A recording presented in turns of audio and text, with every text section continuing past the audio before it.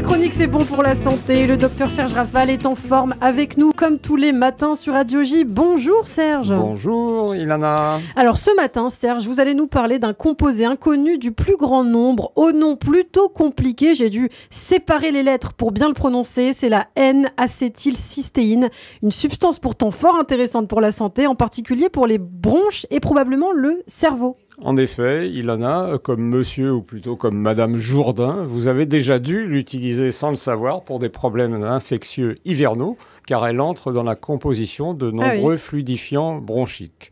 L'exomuc, le mucomyste, médicaments destinés à faciliter l'élimination des sécrétions denses et visqueuses en les rendant moins épaisses.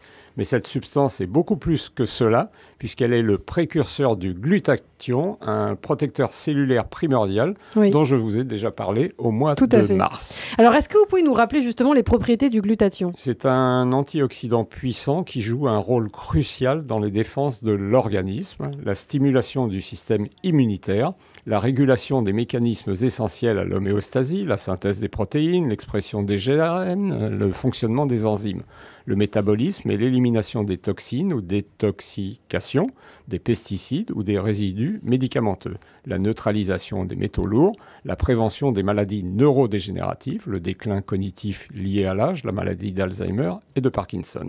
La production par le foie de cet anti-vieillissant physiologique diminue vers 40 ans et devient insuffisante si l'environnement et l'hygiène de vie ne sont pas irréprochables, d'où l'utilité, voire la nécessité d'une complémentation.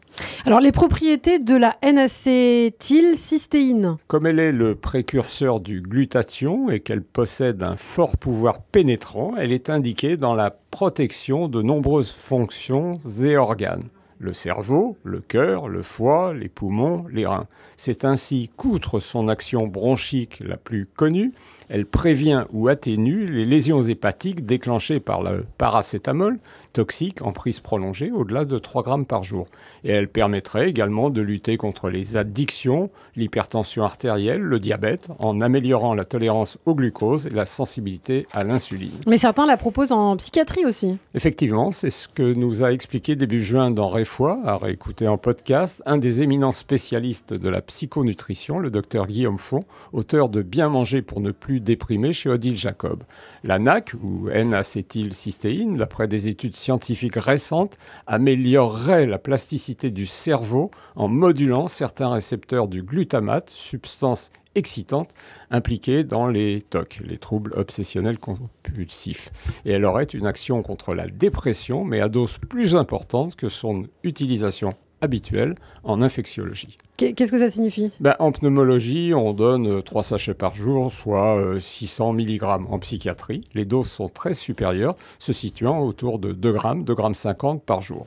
On la trouve en parapharmacie sous diverses galéniques, ampoules, comprimés, gélules, poudres pour solution. On parle donc de cette substance, la NAC. Alors en conclusion, Serge ? Il faut manger pour vivre et pas vivre pour manger, nous dit Molière. Je rajouterais, mais pas n'importe quoi, pour aller bien mentalement. La psychonutrition qu'on découvre progressivement va probablement façonner ou peut-être influer le visage de la psychiatrie.